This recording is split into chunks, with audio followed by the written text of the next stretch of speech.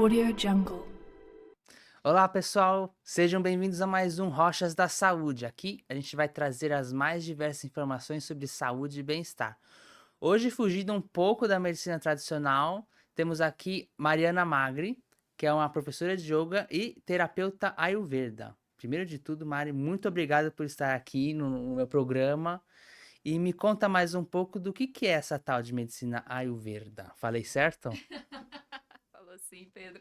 É diferente, né, o É. nome, mas aos poucos a gente está popularizando. Obrigada pelo convite, é muito bom falar sobre o meu trabalho. Tem um tempo aí que eu estou seguindo essa trajetória da medicina integrativa e eu trago tanto o yoga quanto a Ayurveda nesse espaço também. A Ayurveda, eu gostaria de dizer assim que é uma ciência que se propõe, uma ciência milenar, que se propõe a estudar o ser humano e a manutenção da saúde, tanto a manutenção quanto a prevenção da saúde, através do reconhecimento do ser humano.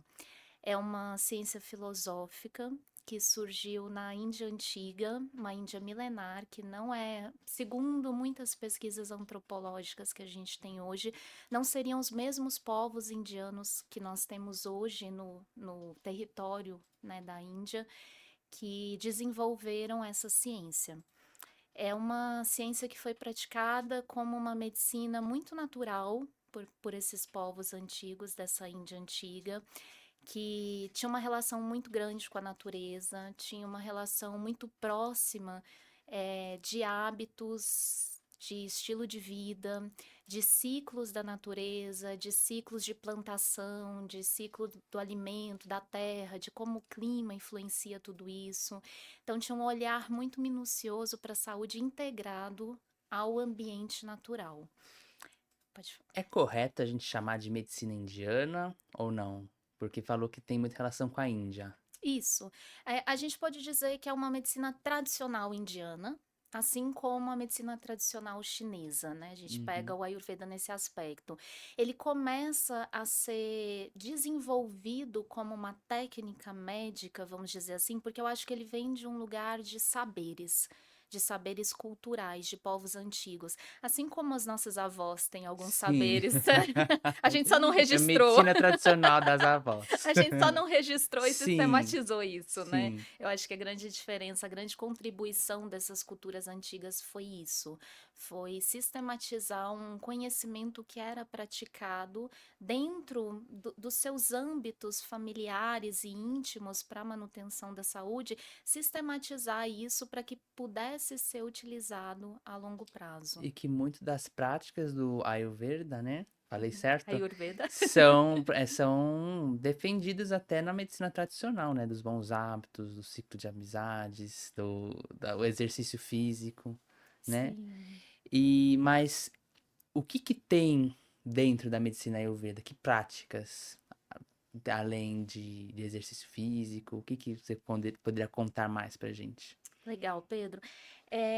Essa medicina que era, vamos dizer, dos saberes antigos, dessa cultura antiga, com o tempo ela foi sendo apropriada na Índia antiga também por uma comunidade bramânica, que era uma Nome que diferente. era uma o bramânico na Índia antiga eram como se fosse assim a comunidade intelectual Uhum. daquele sistema cultural. E eles desenvolveram uma língua que a gente chama de sânscrito, o sânscrito ele foi desenvolvido para as escrituras antigas, para escrituras de conhecimento. Então, os saberes do Ayurveda como prática de saúde foram sendo apropriados por essa cultura de uma elite intelectual da Índia e eles sistematizaram isso. Então, quando sistematiza, vira um método de medicina. Aí a gente vai chamar da medicina Ayurveda, que está dentro dos livros clássicos védicos, que são livros antigos do conhecimento dessa Índia milenar.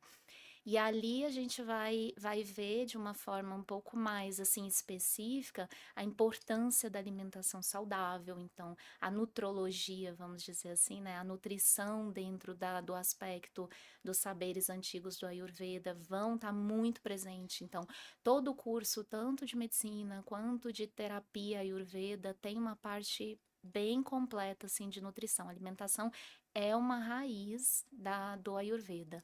E o estilo de vida no sentido de dormir bem, qualidade do sono, boa digestão, atividade física, relacionamentos saudáveis, principalmente fluxo mental, é uma medicina que se atém muito para a questão psicológica. E a alimentação, o que que ela prega? Tem alguns alimentos específicos que ela prega? Acho que o básico é o que Aquele toda. pão delicioso, naan com curry. Curry. Eu vou explicar o porquê dos temperos É, é. dentro dessa história também. Acho que o básico é a alimentação natural, aquilo que vem, que é menos Sim. ultraprocessado possível, né? Que vem mais direto da terra, porque é uma ideia muito simples, o nosso corpo também é natureza, né? Mesmo estando na cidade, entre paredes, o nosso corpo também é natureza.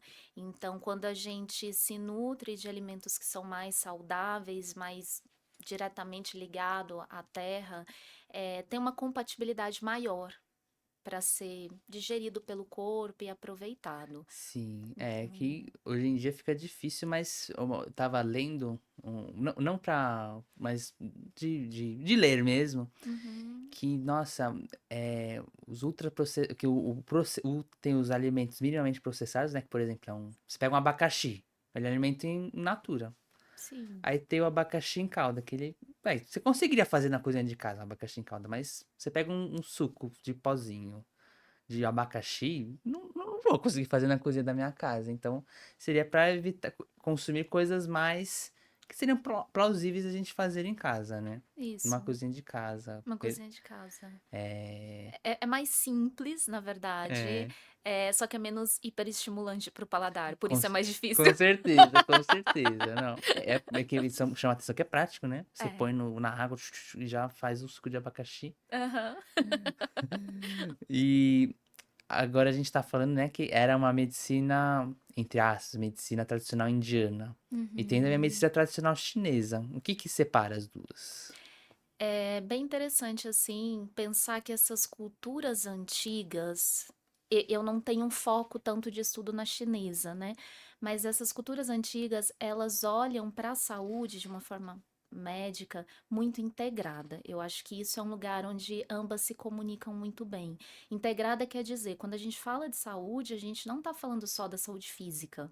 Quando a gente fala do adoecimento de um órgão, de um tecido, de alguma doença específica, essas medicinas não vão se ater àquele órgão específico, àquela questão específica. Elas vão olhar para o indivíduo como um todo, compreendendo que existem aspectos emocionais, mentais e relacionais do ambiente que a gente convive cotidianamente, que vão estar influenciando tanto na manutenção da saúde quanto no agravamento da doença.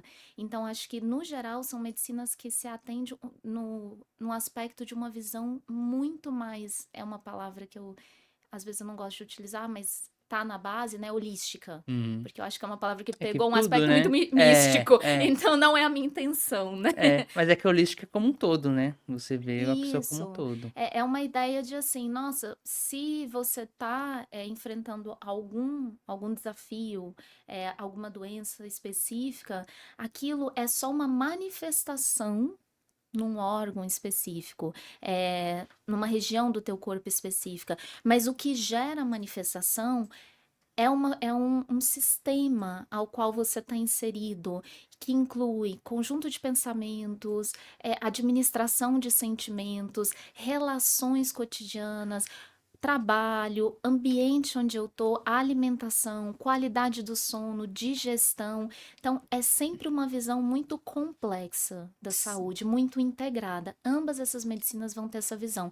E eu acho que a diferença é que elas usam linguagens diferentes e alguns sistemas de aplicação diferente para manutenção da saúde, como a medicina chinesa, ela foi muito para acupuntura como uma técnica, né? Se disseminou para a gente no Ocidente a acupuntura como uma técnica de aplicar a medicina chinesa. O Ayurveda já tem outras técnicas, mas Uhum. eu acho que na base onde elas se comunicam muito bem, é essa forma integrada que considera o aspecto sutil e somático muito importante para o olhar da saúde. Com certeza Muito que é importante. o estresse, né, crônico, principalmente de psicológico, gera é o ponto de start para várias doenças, né, não só mentais, mas físicas, né, de relação de imunidade, até alguns tipos de câncer, né, estão em relação com o estresse.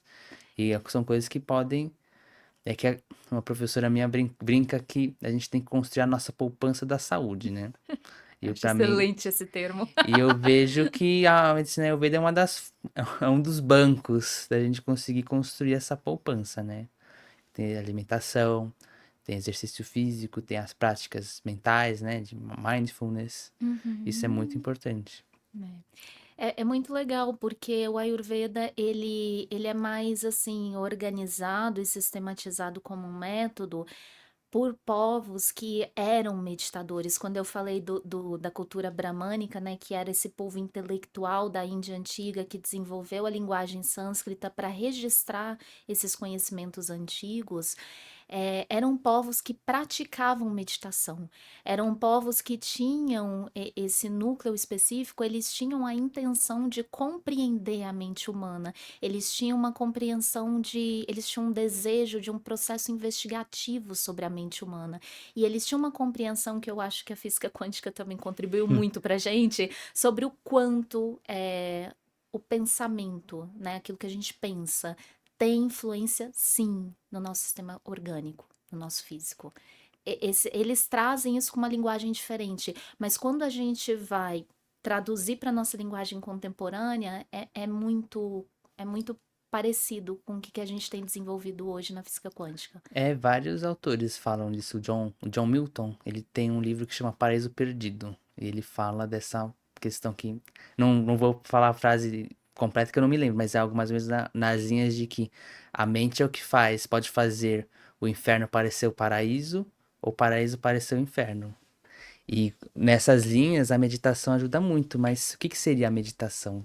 Como fazer? Quando fazer? Essa é uma pergunta muito boa. Tem uma técnica certa?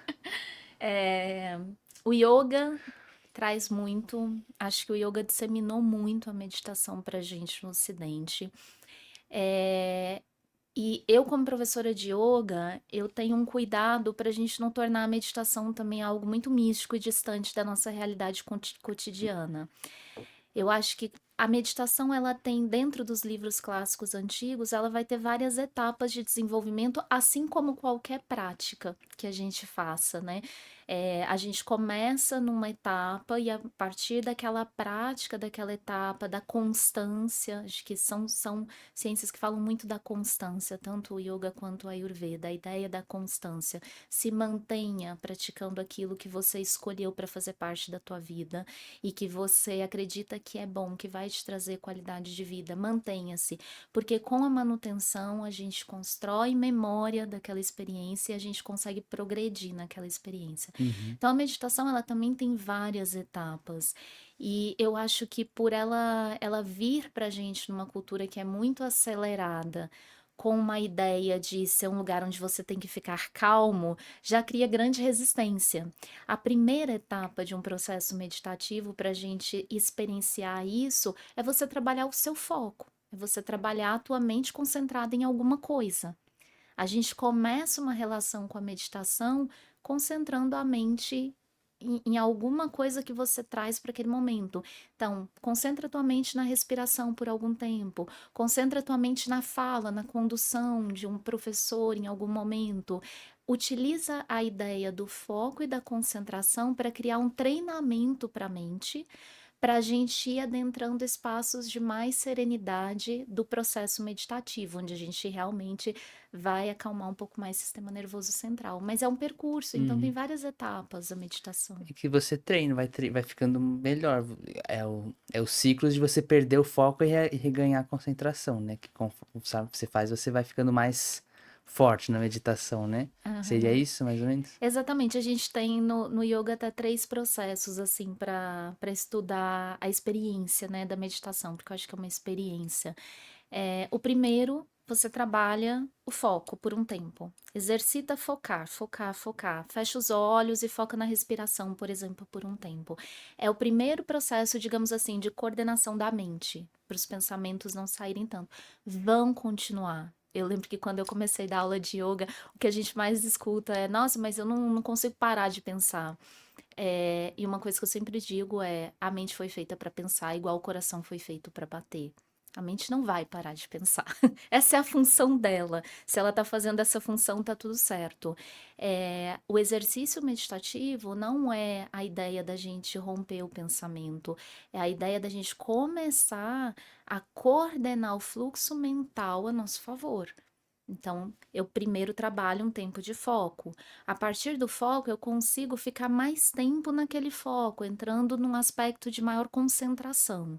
Depois de exercitar essa concentração por um tempo, aí na filosofia do yoga, a gente entraria por sensações diferentes também de maior bem-estar, porque você sustentou por mais tempo aquela mente um pouquinho mais estável, vamos dizer assim. As ondas mentais vão ficando um pouquinho mais estável por mais longo tempo. Você e ajuda com ansiedade, né? Com depressão. Você aprender a coordenar o fluxo e a escolher os pensamentos, né? Aprender a sentar com as suas emoções, né?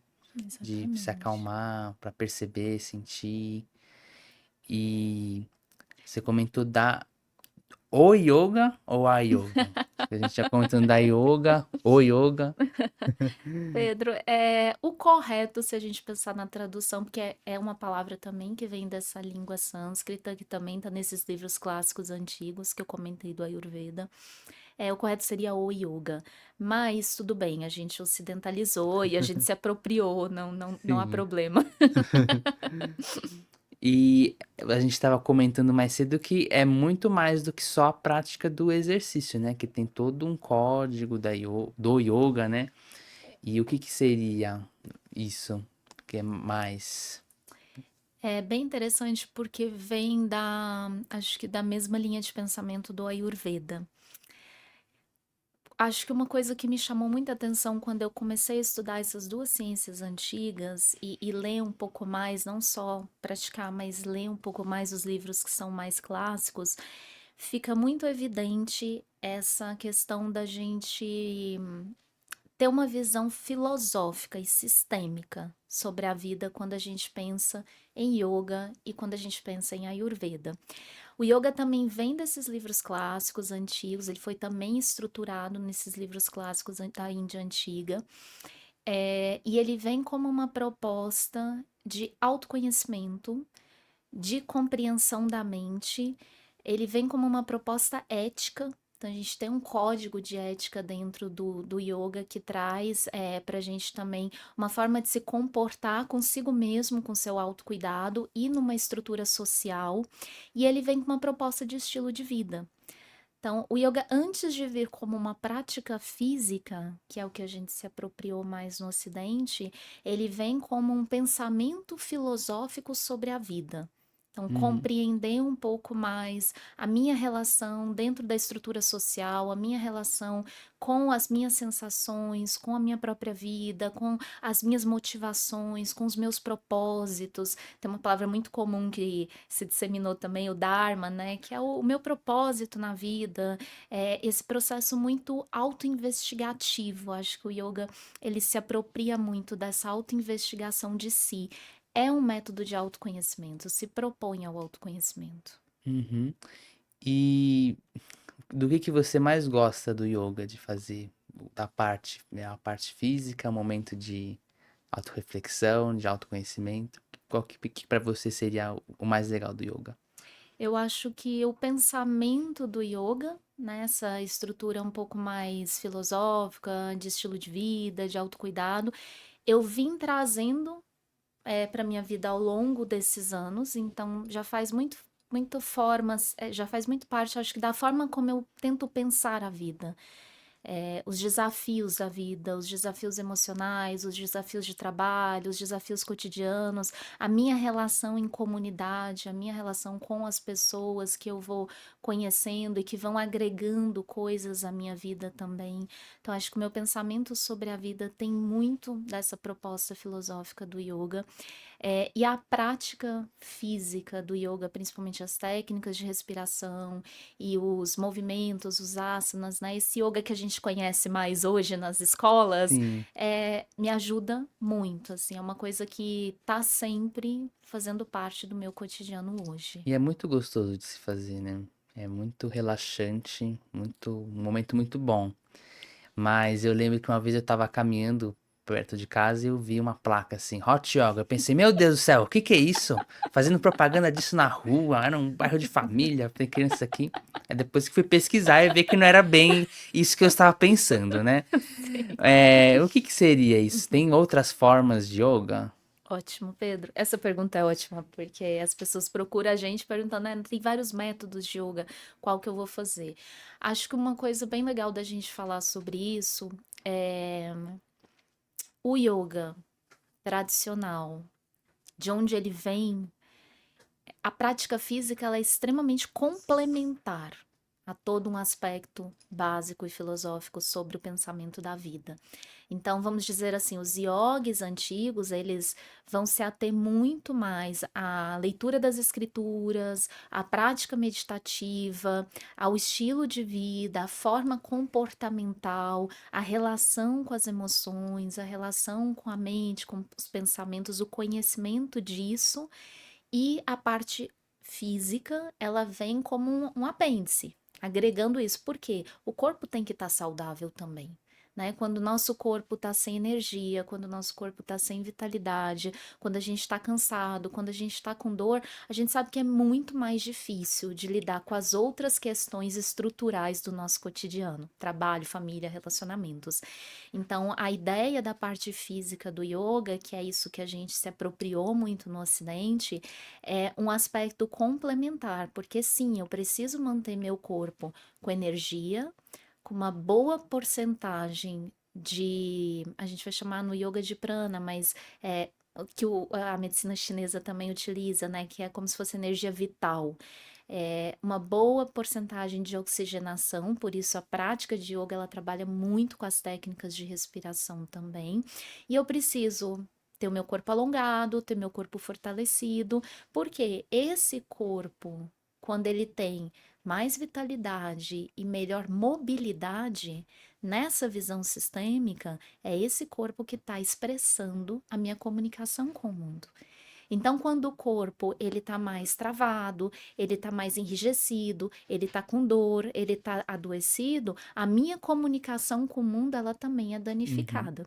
Então, a parte física ela vem complementar. Só que quando o yoga ele é apropriado para o Ocidente, a gente tem que pensar que tudo isso estava escrito, toda essa filosofia de estilo de vida, em sânscrito, em livros clássicos.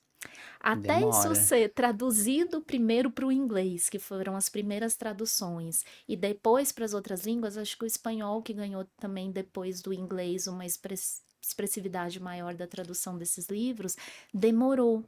E como a parte física ela era praticada de uma forma mais fácil e visível, então chegou no Ocidente para a gente muito mais a parte física do yoga, então a gente entende yoga hoje muito mais como asana, que são os movimentos do yoga, né, as posturas e os Uhum. movimentos. Hoje a gente entende muito mais o yoga como asana do que com tudo que o yoga é. Naturalmente, por causa dessa transição de se apropriar de uma cultura que era muito diferente da nossa. E quando isso vem crescendo, a parte física, a gente tem um conjunto dentro da estrutura do yoga de posturas e movimentos. E esse conjunto de posturas e movimentos foi sendo, tanto por iogues hinduístas, quanto depois no Ocidente, vamos dizer assim, sistematizados em estruturas específicas, ou seja, eu vou ter um conjunto de movimentos específicos e eu vou chamar de um método. Então, quando a gente fala em Hot Yoga hoje, em Hatha Yoga, em Ashtanga Yoga, em Vinyasa Flow Yoga, são tudo métodos que alguns professores criaram, alguns professores bem tradicionais criaram para a gente poder utilizar, experienciar, praticar esse conjunto de asanas que estão nos livros clássicos. Uhum. Então, é só um método, vamos dizer assim, da prática física. Então não importa se é hot, cold, faça yoga. Exatamente. E também eu ouvi falar da risoterapia. Ela tem alguma relação com o yoga, com a medicina Ayurveda?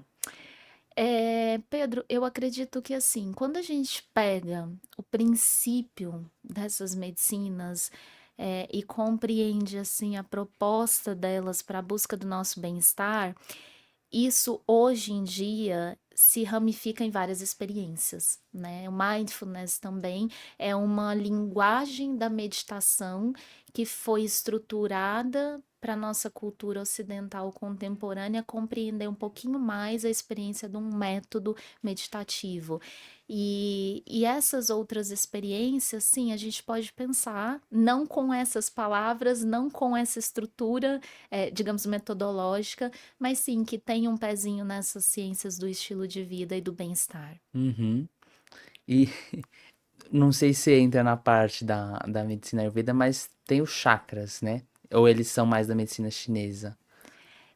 O yoga trabalha muito com a ideia dos chakras e a Ayurveda, ela se utiliza do yoga também como um método de autocuidado. Então, quando a gente vai pensar assim, o Ayurveda como medicina, e principalmente como uma medicina preventiva, como uma medicina do estilo de vida, vai trazer vários fatores para que a gente possa colocar como hábitos diários na nossa vida cotidiana, vários conhecimentos, para a gente ter longevidade. Eu gosto sempre de pensar assim, quando eu vou falar de Ayurveda, imagina que você compra um carro zero. E aí, quando você comprou o seu carro, você recebeu um manual do carro.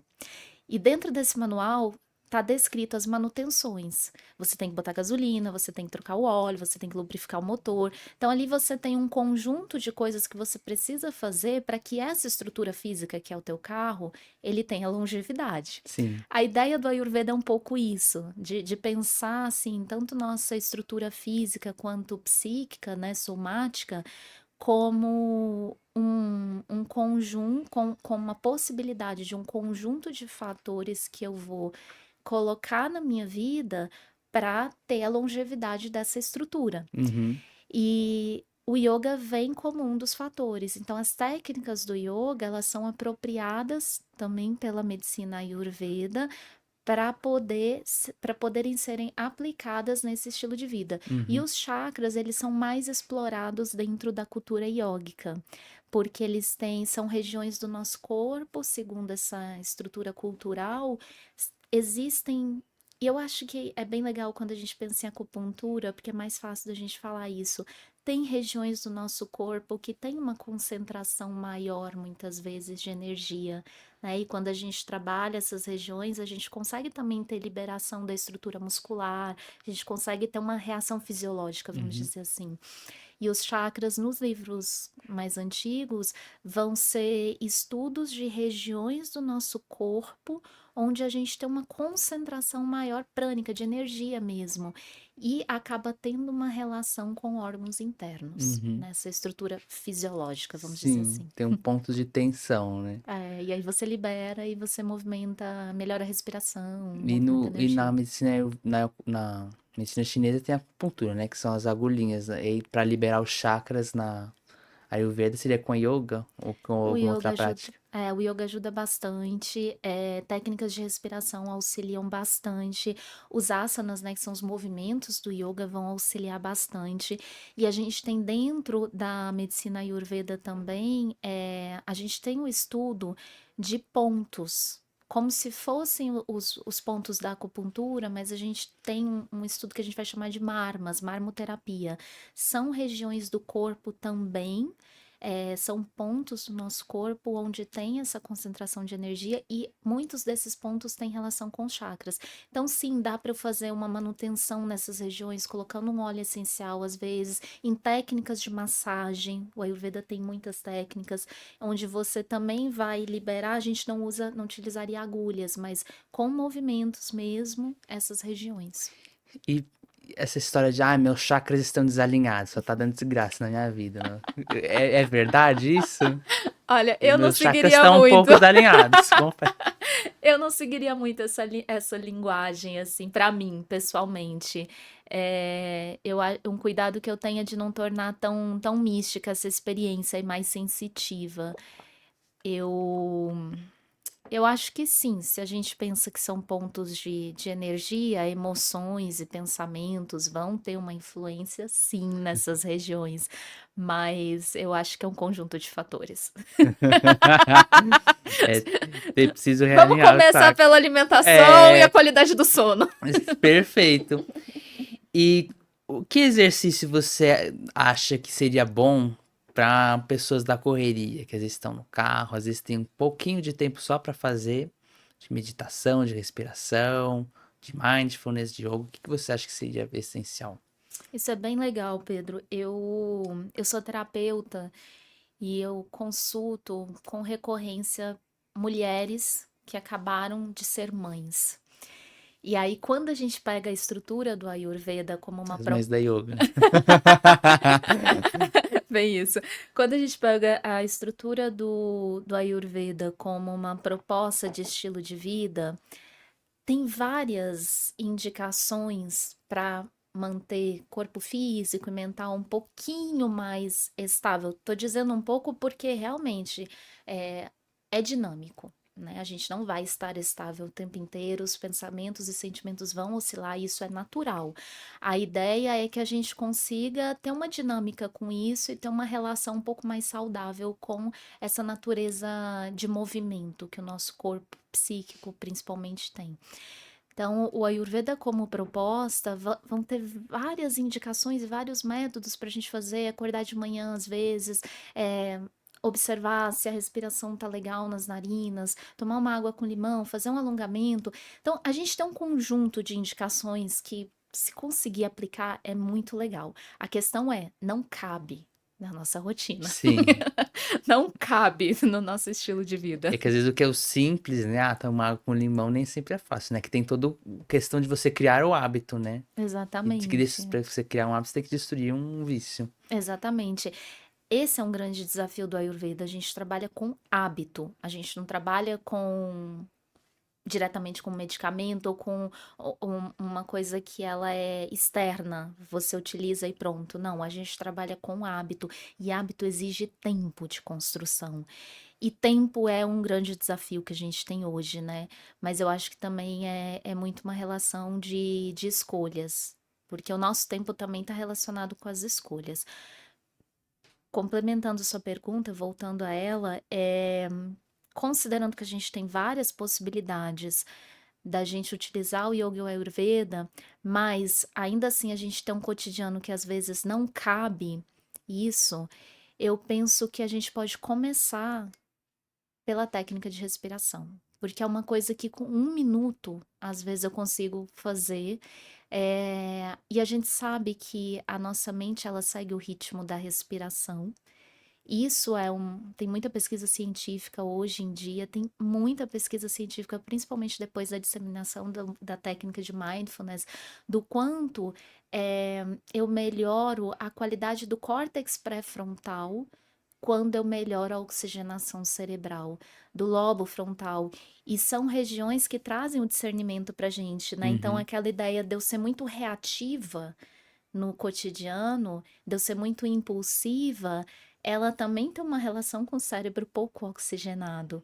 Com um pensamento mais primitivo, assim, mais instintivo. Exatamente, instintivo. Quando a gente está com estresse e ansiedade, naturalmente, a tendência é reduzir a oxigenação cerebral. E quando a gente está com estresse e ansiedade, a natureza da respiração fica mais instável. Ou seja, o estresse dificulta a oxigenação cerebral. Com o cérebro pouco oxigenado, a tendência é que o estresse e a ansiedade aumentem. Então fica uma situação mais difícil de ser administrada. A partir do momento que eu consigo oxigenar melhor, é uma coisa simples. Eu gosto de falar da respiração porque é muito simples, você não precisa de nada. Você não precisa parar e fazer um movimento, você não precisa ir atrás de um medicamento, você não precisa de nada. A respiração é propriedade do corpo humano. Às vezes é só melhorar a qualidade dessa respiração, dar um tempo de fazer uma respiração mais longa e mais profunda no corpo. Parece uma coisa muito simples e parece uma coisa às vezes muito superficial, porque é muito natural, mas é a base do corpo, porque nada funciona no nosso corpo sem oxigênio. Sim, é porque a questão dos hábitos não é uma coisa que amanhã pode ser que você faça, hoje fique bem, mas é uma coisa que você tem que fazer constantemente. As pessoas, elas têm essa resistência a criar bons hábitos, né? Porque é difícil. É simples, é uma técnica de respiração, mas é difícil. A gente tem que pensar que é um benefício a longo prazo, mas que é uma coisa incrível. E que você consegue ter um controle maior das suas emoções, do seu estado mental, da sua vida, né? Como um todo. Hoje a gente já vê grandes empresas contratando, digamos, instrutores de mindfulness para equipes. Hoje a gente já vê dentro do mercado financeiro os líderes fazendo técnicas de meditação, porque a gente sente que isso é necessário Sim, e o estresse e a ansiedade só aumentam por causa do nosso estilo de vida, já são questões crônicas para nós. Já faz parte, já é uma natureza da nossa cultura. E acho que é importante a gente ter possibilidades de se relacionar com isso, porque grande parte das doenças estão sendo desencadeadas pela somática, que é o sim, psicoemocional. sim, com certeza, com certeza. É algo que é muito discutido, essas práticas nos artigos que eu li, que eu encontrei de mindfulness. Porque é uma autorregulação das nossas emoções, né? E passando agora que a gente comentou de medicações, a medicina ayurveda também mexe muito com a fitoterapia, né? Uhum. E eu até já usei o ashwagandha, Ashwagandha. ashwagandha, achei Uhum. muito bom. Mas o que que seria? Quais que seriam as principais indicações? Quando que você usaria? Legal. Acho que uma coisa muito importante de dizer é que a fitoterapia dentro do Ayurveda, ela sempre vem complementar a uma sistêmica de estilo de vida. Então, a gente tem um cuidado como terapeutas Ayurveda de não só indicar um medicamento. Dentro de uma situação de um paciente que está sendo atendido, dentro do aspecto clínico, vamos dizer assim. Nunca só utilizar uma indicação fitoterápica. A fitoterapia dentro do Ayurveda, ela também vai ser indicada relacionada a estilo de vida e hábitos. Então, ela vai ter uma relação com uma indicação alimentar, ela vai ter uma relação com alguns hábitos diários que a gente percebe que precisam ali ser levemente ajustados, e essa terapia, essa fitoterapia, ela vem complementando isso. É bem complexa a fitoterapia ayurvédica. Ela vai trazer várias formas de manipulação diferente de ervas antigas, ervas milenares. Como é uma ciência que veio da Índia, naturalmente são ervas que tinham na Índia, né? Uhum.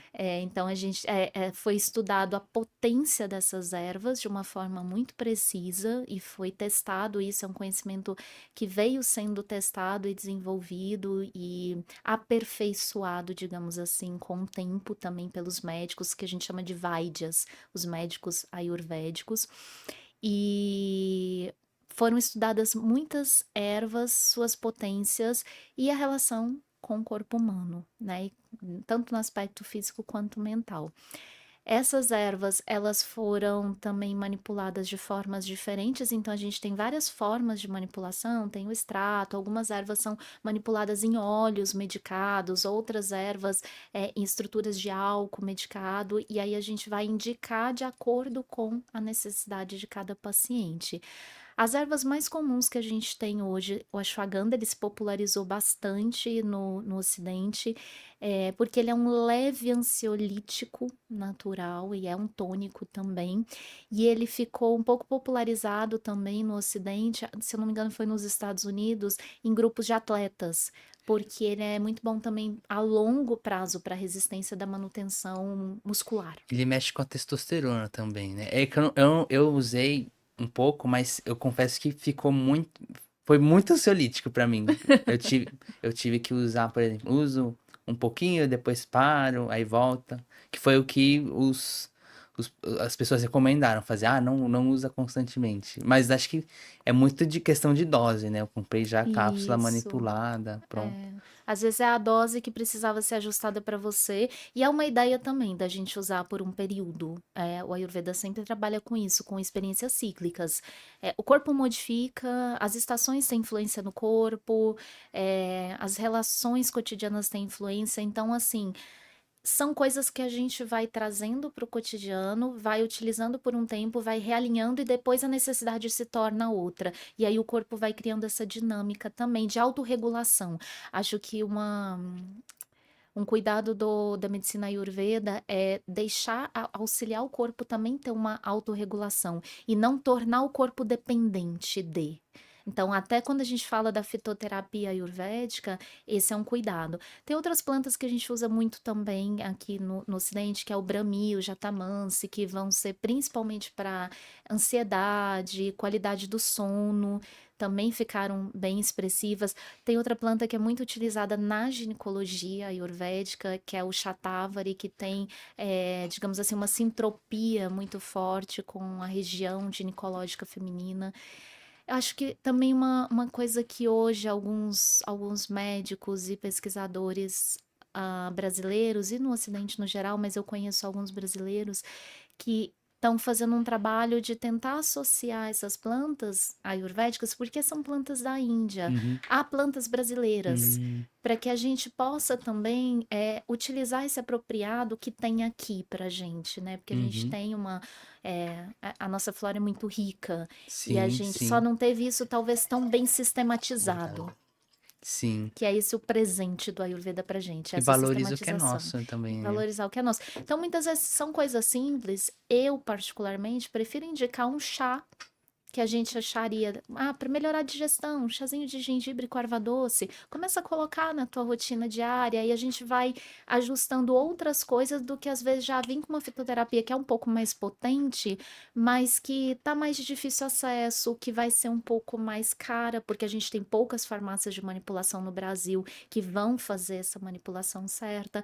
Então, acho que é a dosagem. Hoje em dia, eu trabalho com essa ideia, dependendo do paciente e da necessidade, eu vou trabalhar com a fitoterapia Ayurveda, porque ela realmente é muito precisa dentro dos nossos estudos. Mas dependendo da situação, eu prefiro ir com coisas que estão mais acessíveis a gente. Perfeito, perfeito. E o que que você acha que vai ser o futuro dessa ciência milenar Ayurveda? Eu adoro essa pergunta. É, eu gosto muito da ideia da integração, né? Eu acho que a gente tá vivendo uma amplitude cultural. Cada vez mais a gente está tendo acesso a informações, e isso é expressivo, é claro, a informação está disponível. Então, conhecimentos que eram muito antigos, como esses conhecimentos milenares, estão se fazendo cada vez mais presente para a gente, estão cada vez mais próximos. Só que, por outro lado, a nossa medicina e a nossa estrutura ocidental também tem se desenvolvido muito em tecnologia. Então, eu acredito que a gente está numa fase, eu acho que o futuro é isso, da gente integrar o que cada parte nos serve. Eu acho que o Ayurveda traz para a gente algo que é muito precioso, que é o olhar de consciência sobre si e de autorresponsabilidade. Hum, Então, assim, a minha saúde, ela é responsabilidade minha. Ela não é responsabilidade, ela não precisa ser terceirizada. sim. Só que para mim ser responsável da minha saúde, eu preciso de informações. Tem muitos professores meus que trabalham com a Ayurveda num aspecto muito educativo, por causa disso. Então, para que eu possa me apropriar da minha saúde, ou seja, me apropriar, do meu bem-estar cotidiano, de colocar hábitos na minha vida que vão dar manutenção, ou seja, hábitos preventivos, né? Essas medicinas antigas, elas têm isso que eu acho fantástico, é preventivo. Se a gente cuida, a gente evita o adoecimento. Mas se o adoecimento vier, a nossa medicina contemporânea hoje tem muitos métodos cirúrgicos que são extremamente eficazes. Então, eu acredito muito nesse casamento, sabe, Pedro, da gente utilizar o que tem de mais rico e de mais desenvolvido em cada um desses métodos, em cada uma dessas ciências que vieram sendo estudadas, e a gente se apropriar disso e integrar. Eu gosto muito da ideia dessa integração. Eu já trabalhei com pacientes assim que estão fazendo tratamentos oncológicos, ou outro tratamento específico, até psiquiátricos também, tomando medicamento, tendo aquela necessidade do acompanhamento, e junto com isso vindo com o yoga e com a Ayurveda. Então Sim. se torna totalmente complementar e eficaz, porque às vezes você precisa sim ir numa questão, num adoecimento mais específico com um medicamento específico. Só que junto com isso, a Se pessoa tem um complementa. campo emocional, ela tem alimentação, ela tem relações, ela tem trabalho. Aí essa ciência, essa medicina do estilo de vida vem dando esse outro suporte para o tratamento. Então, eu acho muito eficaz quando a gente consegue integrar. Porque você analisa, né, no SUS tem os centros de práticas integrativas complementares, que tem medicina chinesa, auriculoterapia, argiloterapia, tem também arte terapia, fazer arte, né, tem os centros das PICs que eles falam, né, Uhum, e eles são ofertados e para os pacientes, e quando é feito de forma complementar, também, por exemplo, vai, um câncer de mama metastático uhum. e tá fazendo tratamento, compensa bem, muitas vezes a pessoa vive anos, anos, anos, morre de uma gripe qualquer. Morre com o câncer de mama, mas não do câncer de mama. E ela controla muito bem a dor, além dos remédios, claro, com fazendo yoga, fazendo arte terapia, tendo pós-relações, viajando, vivendo a vida, que às vezes parece ser muito, é senso comum, mas é que nem a gente falou, o simples, entre aspas, muitas vezes não é fácil de se fazer. Não é todo mundo Exatamente. que vai ter um acesso à informação assim. E para essa medicina, né, a medicina ayurvédica, não existe uma dissociação da parte clínica médica com a parte psicológica e psiquiátrica. É extremamente integrado. Emoção e ambiente, para esse pensamento antigo, é a primeira coisa a desajustar a nossa saúde. É o primeiro fator. E a gente vê isso cada vez mais hoje, né, Com Pedro? certeza. Eu estava lendo algumas pesquisas recentemente, de pacientes que estão com câncer, por exemplo, exatamente o mesmo nível, exatamente o mesmo tratamento, mas um trabalhando o aspecto psicoemocional para lidar com aquela situação, ele tem digamos assim, um resultado muito mais positivo no tratamento do que quem não está. Certeza. Então, a parte somática ela é muito importante para gente, ela é muito valiosa. É que tem vários tipos da medicina tradicional em si. Tem a medicina centrada na doença, né? Que seria, ele tem isso, então dane-se, ele tem um câncer, entre aspas, não tem jeito. E tem a medicina centrada na pessoa, mas espera aí, vamos que é centrada na pessoa como um todo, uma medicina mais holística que pega fundamentos das medicinas tradicionais, né? Mas Uhum. espera aí, o que que a gente pode fazer? Podemos colocar ele para fazer uma yoga, podemos dar alguma fitoterapia, uma ashwagandha para ele ficar mais tranquilo. Então tem muito o que fazer pelas pessoas. A gente tem que ter esse olhar mais humano, né? Identificar que é um ser humano, tem vontades, desejos, sonhos, frustrações e apoiar ele, né? Isso tudo tá acontecendo dentro do organismo, né? Como professora de yoga, eu sempre falo, a gente sente e pensa dentro do corpo, não é fora dele. né? O nosso aspecto hormonal é diretamente relacionado ao emocional. Nós que somos mulheres sabemos bem disso, a gente sente bem Sim, isso. Então, o que a gente está pensando, o que a gente está sentindo, está acontecendo dentro desse organismo que a gente está vivendo. Então, tem um impacto, sim. Eu estudei um pouco de psicologia corporal, porque como eu trabalho com o corpo, isso sim, sempre me interessou. E dentro da somática, da psicologia corporal, a gente consegue identificar traumas antigos registrados no movimento, às vezes, da pessoa, em regiões do corpo que geram contenção, rigidez. E aí, muitas vezes, trabalhando isso com consciência, a pessoa libera emoções também. Então, o que a gente vive está sendo registrado no corpo, tem uma memória corporal. Tanto é que quando a gente vai fazer algum movimento novo, algu- vamos dizer assim, alguma atividade física nova que exige movimentos diferentes, existe uma resistência do corpo. Aí, com o tempo da prática, o corpo vai criando uma memória corporal daquele movimento e vai familiarizando. E isso acontece com tudo na nossa vida. Então, sabendo disso, eu acho que a gente pode também trabalhar esse aspecto emocional no corpo. Acontece no corpo. sim, exatamente. É, e para você, o que que seria a rocha da saúde? Muito bom. Acho que são hábitos diários. Acho que é muito importante. Acho que um primeiro ponto que integra yoga e ayurveda é a gente trazer cada vez mais consciência sobre nós mesmos. A ideia da consciência é assim, nossa, perceber o que estou sentindo, perceber o que eu estou pensando, perceber o quanto isso me incomoda, perceber o quanto aquele pensamento de preocupação que eu acordo todos os dias de manhã, ele tá me deixando desgastada ao longo do dia. Acho que o primeiro ponto é a gente começar a ter uma relação mais íntima com nós mesmos, com o que a gente pensa e com o que a gente sente, porque depois vem o externo, né? Primeiro é aqui, é essa Sim, relação, sempre parte de mim comigo. Então, acho que o que a gente puder buscar hoje em dia, e a gente tem tantos recursos hoje, apesar da gente ter muito estresse, muita ansiedade, um estilo de vida que é muito intenso, a gente também tem muito recurso hoje. Cada vez mais a gente está tendo acessos a recursos para autocuidado.